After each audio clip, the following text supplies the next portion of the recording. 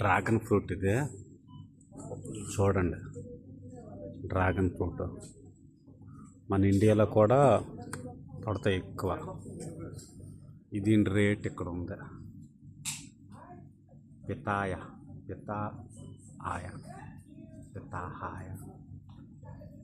4 యూరోలు, 440 రూపాయలు దీని రేటు. ఒక్క పీసు చూడండి,